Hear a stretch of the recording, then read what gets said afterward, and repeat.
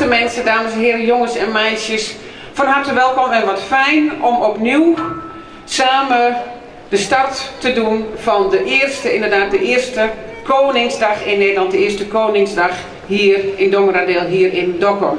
Maar speciale aandacht altijd even en ook nu voor de 3 fantastische inwoners van Dongeradeel die gisteren zijn onderscheiden. Ze zijn alle 3 benoemd tot lid in de orde van Oranje Nassau. En dat zijn mevrouw Borger uit Ier, de heer Van der Kloet uit Dokkum en mevrouw Van der Ploeg uit Dokkum. Graag een applausje voor deze 3 fantastische mensen.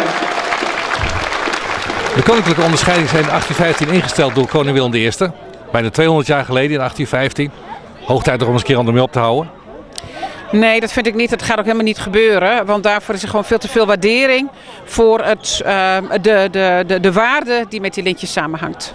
Als je weet dat er heel veel mensen zijn zoals de 3 die gisteren zijn onderscheiden, dan zou je zeggen dat is te weinig.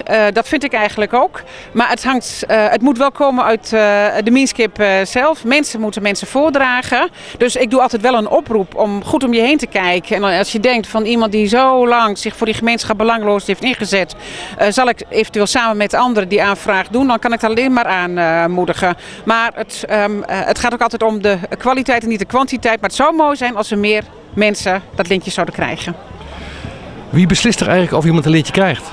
Uiteindelijk is dat het kapittel in Den Haag. De aanvraag wordt bij de gemeente gedaan, gaat ook via de provincie. Dus er vinden tussentijds beoordelingen plaats.